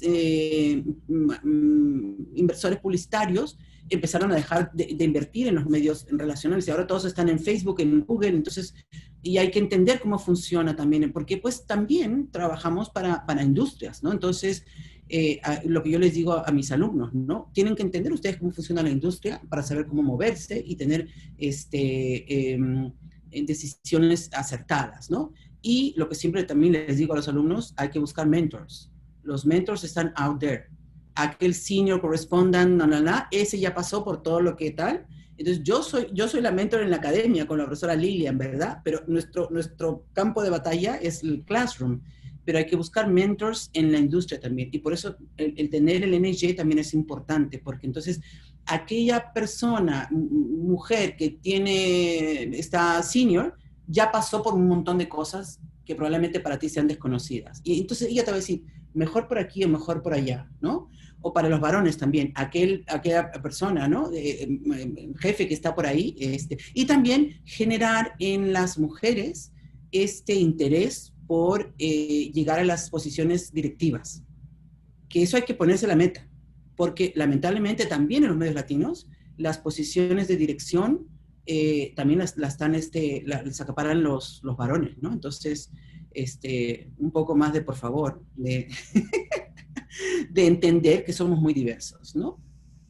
Profesora, como seguimiento a esa pregunta, quiero reconocer una pregunta que nos ha traído Paulo Reynoso, quien está con nosotros también, y puso en el chat una pregunta que tiene que ver con esa mentoría y la experiencia de conocer lo que ha pasado nuestros líderes o personas con más experiencia en el campo. Él pregunta cómo enfrentarnos ante una sociedad racista y clasista como jóvenes reporteros. Cómo aprovechar la transculturalización a la hora de reportear. Y quiero reconocer para los estudiantes que mi oficina también provee experiencias de intercambio, de viajes internacionales de verano o de semestre, donde pueden tomar clases de periodismo o de cualquier otra área en otra universidad y durante el bachillerato comenzar a obtener estas experiencias vividas de interactuar con otras culturas y con los prejuicios y las percepciones de otras personas ante tu identidad y tu latinidad. Así que, profesora, la pregunta es sobre enfrentar esta sociedad difícil que tenemos. Bueno, mira, Paulo, todas nuestras sociedades son racistas. En Puerto Rico también hay racismo. O sea, en Perú hay racismo, ¿no? Entonces, tenemos que saber cómo enfrentar a los diferentes tipos de discriminación con los que nos vamos a enfrentar, que son de diferentes maneras. Puede ser discriminación por género, por orientación sexual, por clase, por situación laboral, profesional, ¿no? Son diferentes estamentos. Yo también he tenido que negociar estas situaciones, ¿no? Entonces yo creo que cuanto más, por ejemplo, Paulo, si tú tomas una maestría en Hopefully, luego estudias un doctorado, y si nos va muy bien, Paulo, ya encuentras un trabajo como profesor de periodismo en Chicago, tu presencia en un aula de una universidad va a ser tan o más importante que lo que tú vayas a enseñar. Lo que quiero decir es, tenemos que ir llegando a esos estamentos de decisión porque los estudiantes tienen que ver a alguien que se parezca a ellos. Entonces, por ejemplo, Arizona es ahora un Hispanic Service Institution. Yo hablo inglés con acento, pero tengo una maestría, un doctorado y tengo una experiencia profesional, internacional, etc. Entonces, el hecho de que yo esté en un aula, también lo que le digo a mis alumnas, if I can do it, you can do it. Just wait and don't get pregnant yet. Hay tiempo, ¿ok? No le escucha a la abuela todavía. Yo también lidié con mi abuela mucho tiempo. Entonces, abuela, espérate un rato, que primero voy a viajar, voy a ser corresponsal, voy a cubrir las elecciones, ¿no? Y lo digo así porque era por teléfono con la que yo hablaba con mi mamá. Entonces, también tenemos que lidiar con presiones también, a veces familiares, etcétera, ¿no? Entonces, Paulo, no la tenemos fácil, ¿qué quieres que te diga? O sea, ni tú la tienes fácil, ni yo la tengo fácil. Pero tenemos dos opciones, como yo le digo a mis alumnos. O nos ponemos a llorar, te dejo llorar un ratito, pero luego te enjugas, te lavas tu cara, te remangas y dices, pa'lante, ¿no? Y así es la manera en que lo vamos a hacer, intentando formarnos, cuanto más nos formemos, embracing nuestro bilingüismo, nuestro biculturalismo, embracing nuestra heterogeneidad, embracing nuestra capacidad de entender muchas culturas y tener una perspectiva más comprensiva, porque el racismo, la base del racismo es la ignorancia. Entonces la persona que tienes enfrente es racista porque no tiene información. Entonces cuanto más información le demos, más va a poder entender ese otro que no conoce. Gracias, profesora. Hay otra pregunta aquí de la misma Viviana Flores, a quien ha estado refiriendo mucho, que creo que sería útil para muchas personas asistiendo a este taller. Sobre la diferencia, si nos puedes explicar la diferencia entre los términos latinos, latinex e hispano. Ok. Entonces, la diferencia es histórica, geográfica, de comunidad, individual, colectiva y transnacional. No hay una sola respuesta. Entonces, todos funcionan dependiendo de quién los use o cómo los use. Entonces, a mis alumnos yo les digo, when you are there, cuando estés fuera, estés reporteando, pregunta a tu fuente. ¿Tú cómo te identificas? Entonces te va a decir, a veces, por ejemplo, no te va a decir soy mexicano, te va a decir soy de Puebla. O no te va a decir soy puertorriqueño, te va a decir soy de Mayagüez. ¿Verdad? Entonces, porque la gente se identifica según lo que siente que su corazón lo quiere identificar, ¿no? Y hay momentos en que los latinoamericanos nos identificamos con otros y encontramos nuestras semejanzas y nos encontramos con el mundo latino o con el mundo hispano. El problema es cuando se quiere utilizar esas categorías panétnicas para meternos a todos en un bloque, para vendernos algo o para situarnos en una situación de desventaja. Entonces, todos los investigadores, todos mis compañeros que han trabajado de manera crítica todos estos conceptos panétnicos, lo que dicen es, nosotros nos vamos a apropiar de esos términos y nosotros lo vamos a hacer en embrace. Y lo vamos a ir no top-down, sino bottom-up. ¿No? No lo van a hacer de arriba para abajo, sino nosotros. Y entonces empiezan todos los estudios de latinidad. Hay muchos hispanohablantes que no están de acuerdo con el tema latinex, porque el idioma no es así, porque qué complicado, que no sé cuánto. Entonces yo lo que digo es, los idiomas son lenguas vivas, las lenguas son vivas. Y nuestra sociedad va avanzando hacia un mundo más equitativo, diverso e inclusivo. Y el lenguaje debería representar nuestro avance hacia un mundo equitativo, diverso e inclusivo. Entonces, si yo tengo una persona latina que no se considera latina o latino, pero in between, pues entonces digo Latinx, porque entonces yo lo que quiero es que mi comunidad se sienta incorporada, ¿no? Y entonces, por respeto a las personas que no se identifican latina o latino, yo digo Latinx. Mucha gente dice que no, que la lengua, que no sé cuánto, que tal. Bueno, pues podemos avanzar. También el diccionario metió la palabra cantinfleo y no existía, y ahora existe cantinflear. Bueno, pues más adelante, hay que tener paciencia, poquito a poco vamos a ir avanzando y vamos a ser más inclusivos. Y en español también se dice, ¿no? También se dice latiné, ¿no? Hemos pasado de todas y todos, a veces decimos todes, y a la gente le suena como esto que es complicado. Bueno, señora, es que estamos avanzando. Esa es una buena noticia, es que estamos incorporando toda nuestra diversidad. Entonces, bienvenido esto, ¿no? Un poco por ahí sería la cosa. Muchas gracias. De Luis Joel González, tenemos una pregunta más personal para usted, profesora, pero creo que podría tener un impacto esta respuesta en las decisiones que nuestros estudiantes toman en si van a mudarse hacia el continente de Estados Unidos o quedarse aquí. Luis Joel González pregunta cuál fue su experiencia al emigrar a Estados Unidos con el español como primer idioma. ¿Cómo fue el proceso de pulirlo en un principio y sintió inseguridad en un principio? Ajá. Luis Joel, qué bueno verte otra vez. Para los que no sepan, es el representante estudiantil de NJ a nivel nacional. Yeah. Ok, entonces vamos a hacer muchas cosas. I always start my classes saying, dear students, I have a strong accent, but I think it's more important what I have to say than the way I pronounce it. Entonces lo que hago es eso, ¿no? Digo, sí, yo hablo inglés con acento, pero es más importante lo que digo, como lo diga. Y entonces yo digo, hemos tenido presidentes que hablaban inglés con acento, hemos tenido gobernadores que hablan inglés con acento. Entonces, y digo, and guess what? I also speak Portuguese, I'm learning Japanese. So, yeah, hablo todos los idiomas con acento, y a veces me confundo el vocabulario, etc. Entonces, el tema es darle la vuelta, ¿no? Entonces, aquella persona que te puede discriminar porque hablas un inglés con acento, es probablemente porque esa persona no hable otro idioma.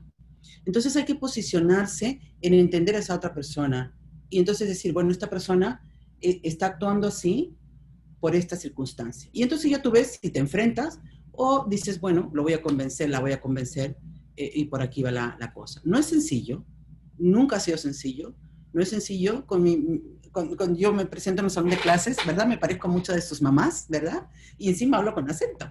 Y digo, pero bueno, tengo una maestría, tengo un PhD y he vivido en muchos países. De repente tengo algo bonito o algo interesante que contarles, ¿no? Yo creo que tu propia experiencia de vida, Luis Joel, estás muy joven, pero yo te aliento a que cualquier reto lo enfrentes como eso, como un reto, ¿no? Voy a tirar para atrás, pero para tirar para adelante, ¿no? Me voy a remangar las mangas y voy a tirar para adelante, ¿no? Y creo que en general los latinos tenemos que asumir estos retos. No es un camino de rosas, pero hay que prepararnos, ¿no? Hay que prepararnos para asumir esos retos. Gracias. Yo creo que voy a hacer una más de las preguntas en el chat y de ahí para ustedes que no han tenido respuesta todavía a su pregunta o quieren hacer preguntas en voz alta, pueden insertarse. Pero la última que voy a mencionar aquí es una pregunta de María Angeli Hernández y ella pregunta, si los medios son multiculturales, ¿por qué los líderes siguen viendo ciertas nacionalidades como minorías? ¿Y cómo afecta esto tanto a los medios como a la sociedad? Por ejemplo, usted mencionó la visión que tiene Estados Unidos hacia la comunidad mexicana, quienes sabemos que son gran parte de la fuerza trabajadora. Bueno, volvemos a la idea original, ¿no? Esto es por desinformación. Entonces, nuestro campo de batalla es la universidad y yo en la universidad sé que recibo a los alumnos y tengo que fill gaps, ¿no? De información que no tienen, que es muy importante entender la historia para comprender el presente y mejorar el futuro. Parece un cliché, pero es que totalmente cierto, ¿no? Entonces yo creo que va por ahí, es el tema de la información, o la desinformación, o la misinformation, que ya estamos en este mundo, y nosotros tenemos un rol fundamental, ¿no? Los medios. O sea, es un reto muy grande el que tenemos, y cada vez tenemos retos más grandes, porque ahora encima hay que decirlo en multimedia, ¿no? Y formarnos, ¿no? Pero para ser periodistas hay que tener vocación. Entonces, la vocación es la que nos mueve, ¿no? A avanzar. Muy cierto. Pues yo creo que la profesora Liliana Agosto tiene que excusarse en este momento, ¿verdad? Sí, estoy tratando de conectarme a mi otra charla por el celular, como dice Jessica, estamos en todas partes a la misma vez, pero súper agradecida de esta conversación tan amena y tan importante. Y yo creo que aprendimos demasiado, ¿verdad? Y yo creo que ahora estas clases van a ser mucho más interesantes de ahora en adelante. Así que, Jessica, gracias por tu disponibilidad y por, ¿verdad?, contestar tantas preguntas de nuestros estudiantes y de todas las personas que nos visitaron de todas partes de Puerto Rico y Estados Unidos. Sería interesante continuar dialogando sobre este tema. Lauri, creo que hay varias personas preguntando por la grabación, no sé si la van a tener disponible, pero por ahora yo voy saliendo o apago la cámara un ratito, pero si podemos seguir teniendo este contacto y conversar en algún futuro, sería súper bueno para todos y para nuestros estudiantes también. Muchas gracias. Gracias a ti. Pues sí, según mencionó la profesora Liliana Agosto, tenemos una grabación activa de esta charla, incluyendo estas preguntas al final. Así que en la tarde de hoy debería yo tener la grabación lista para enviar a todas las personas que entraron a esta conversación esta tarde y cualquier persona que se registró pero no pudo llegar. También ustedes pueden compartir esta grabación con otras personas que tienen interés en el tema o particularmente en la maestría de periodismo bilingüe para que aprendan más sobre lo que van a aprender y estudiar en ese programa.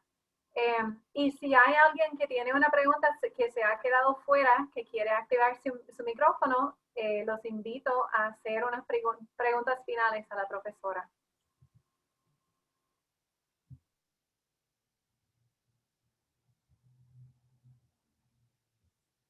Yo quisiera dar un comentario, hacer un comentario sobre lo de los acentos, porque obviamente es algo muy importante y como la doctora Retis ha hablado sobre el tema, es como tú utilizas eso a tu beneficio. Yo tuve un profesor hace muchos años donde yo le hablé de lo mismo, yo tengo un acento, yo no creo que yo pueda trabajar en el medio de habla inglés. Y él me dijo, no necesariamente, porque todo el mundo se va a acordar de ti más que alguien que habla bien el inglés. Y eso nunca se me olvidó. Y eso siempre utilicen todo como el racismo, siempre tenemos que utilizarlo a nuestro beneficio. ¿Cómo podemos salir de eso positivamente? Así que eso es un cuentito ahí que le quería poner. Yo tenía una pregunta que fue la primera pregunta que envié por el chat y es respecto a si usted ha tenido la oportunidad de reportar en portugués. Yo también falo portugués y yo quiero conocer cómo você ha podido reportar en ese tema. No he reporteado en portugués porque yo aprendí el portugués en la maestría. O sea, hablo y he dado clases en Sao Paulo, etcétera. Pero, y bueno, gracias por la pregunta, porque como hablo portugués y lo entiendo también, entonces la maestría tiene una opción en portugués. O sea, vamos a producir en inglés, en español y con una opción en portugués. ¿Por qué? Porque tenemos un centro de estudios brasileños, tenemos el departamento, que es departamento de español y portugués, tenemos profesores brasileños que hablan perfecto y pueden editar textos en portugués perfecto, y los alumnos que vayan a producir en portugués, yo lo puedo entender. Mi nivel no llega a poder editar los textos periodísticos, pero tenemos profesores que lo pueden hacer perfectamente porque son brasileños y pueden editar los textos. Entonces ya estamos en conversaciones con ellos porque también estamos reclutando en Brasil. Entonces, si usted quiere hablar portugués, bienvenida. Aquí podemos hacerlo. Y también la idea sería para más adelante poder también dar la opción de que la gente pueda también producir en idiomas nativos, ¿no? Tenemos un centro de estudios Native American también importantes. Entonces, claro, yo no hablo idiomas nativos, pero esto es lo bonito de estar en una universidad tan grande. Tenemos nuestros profesores de lenguas nativas que pueden entonces la idea es un poco ir aumentando, ¿no? Ir añadiendo, ¿no? Esto. Muito obrigada. Ah.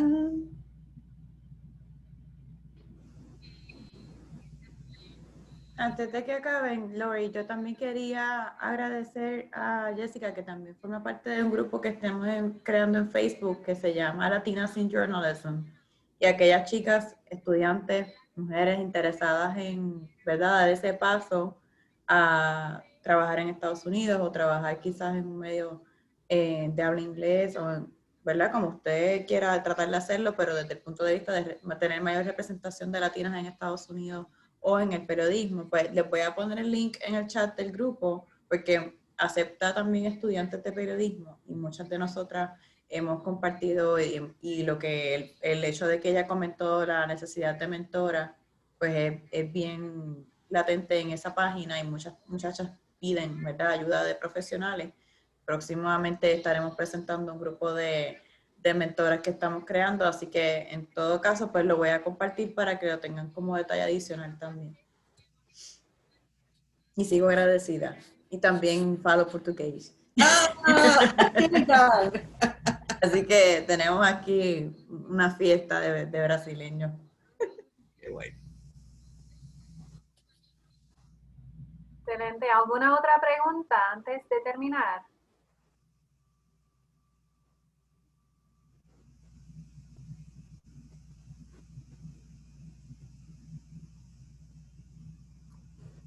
Escucho un micrófono prendido, pero no sé de dónde. ¿No? Pues nuevamente muchas gracias a la profesora Jessica Retis y quiero reiterar para los estudiantes de Sagrado la oportunidad que la profesora Lilian Agosto acaba de compartir sobre Latinas in Journalism. También quiero reiterar que si ustedes tienen interés en solicitar este programa graduado o otra opción posgrado, la oficina de Sagrado Careers realmente ofrece algunos de los mejores servicios en toda la isla en cuanto a preparación profesional, capacitación, práctica de entrevistas, preparación de excelente resumen en inglés y en español, así que deberían aprovechar esos servicios para esta oportunidad o para lo que sea. Después de graduarse, ese último año de estudios en Sagrado es el momento para sacar citas con ellos. Adicionalmente, como mencioné, mi oficina provee las oportunidades de estudios en el extranjero.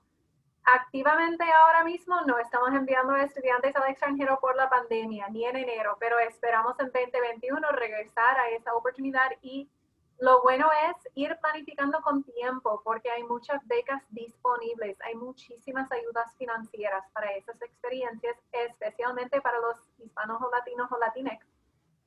Y nuestra oficina ayuda con la solicitud de esas becas. Así que aprovechen la oportunidad de ir planificando durante este año académico una experiencia que puede ayudarte a conocer la industria de periodismo o de comunicaciones en otro país, establecer algunas conexiones, encontrar algunos mentores en universidades en México, en Chile, en España, en Argentina o en otros países no hispanohablantes.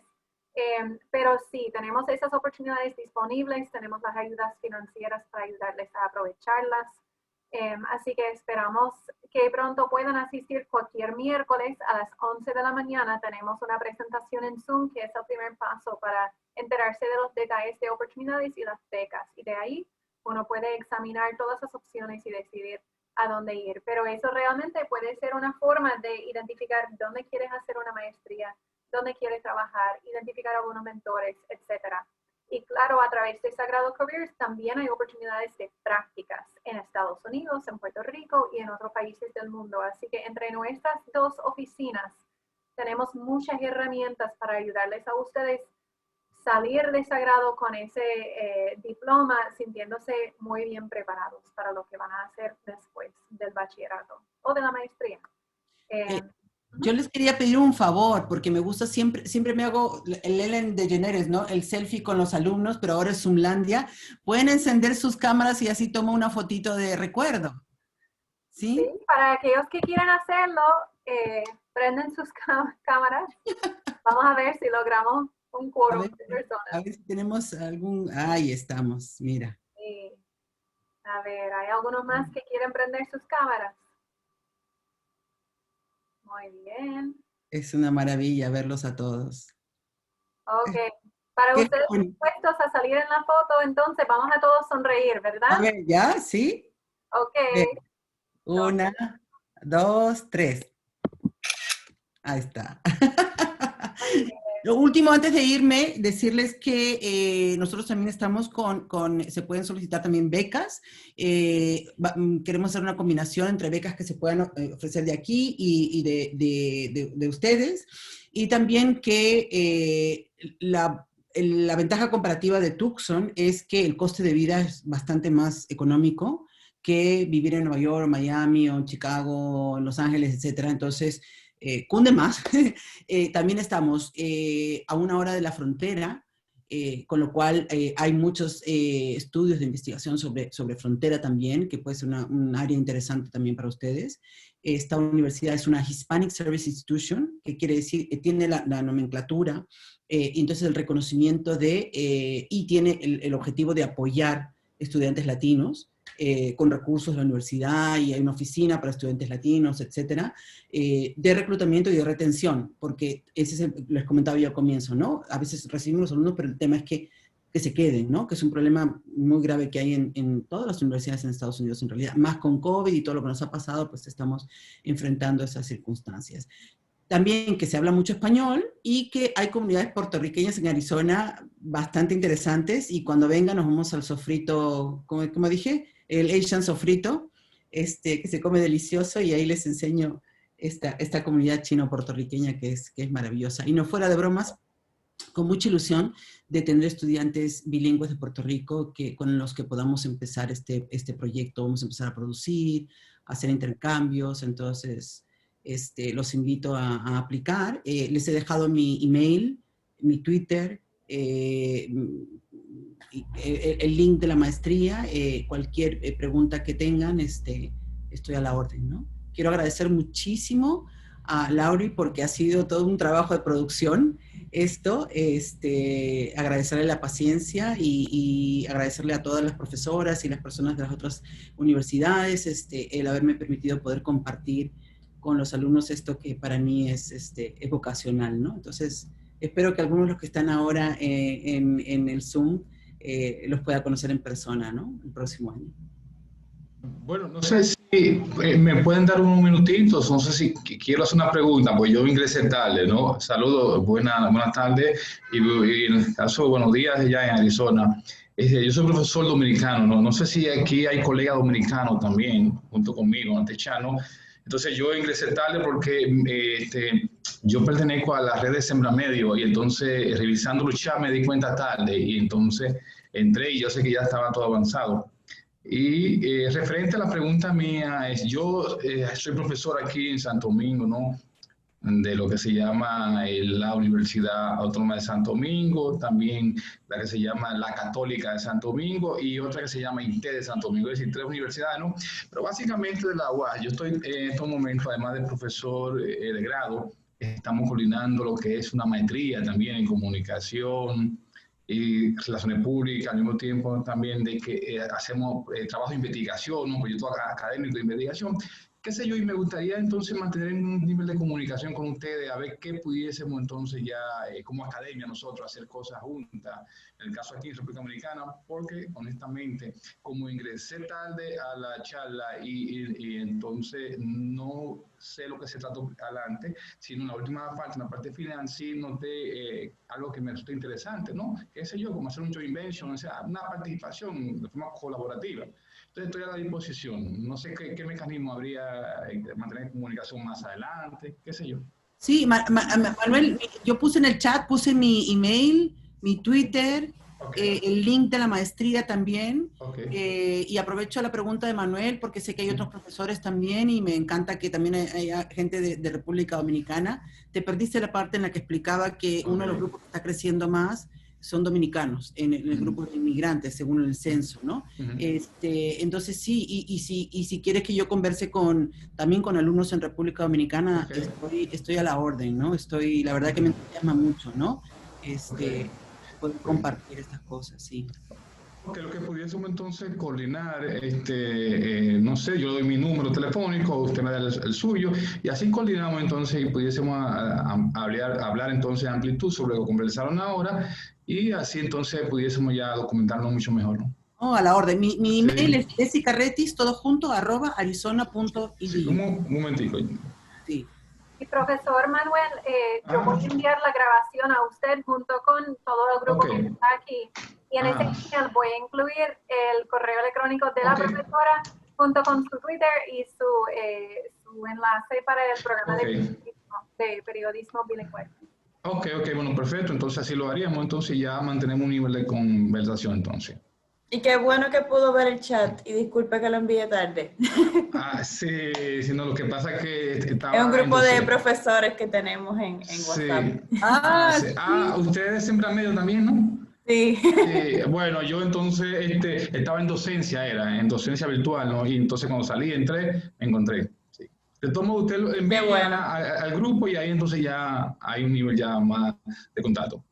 Ya te mandé mi email por el chat individualmente. Ok. Pues muchas gracias a todos y a todas. Gracias, profesora. Gracias al grupo de Lilian. Y espero que todos tengan muy, muy buena tarde. Gracias. Hasta luego. Muchas gracias. Sí, gracias. Adiós.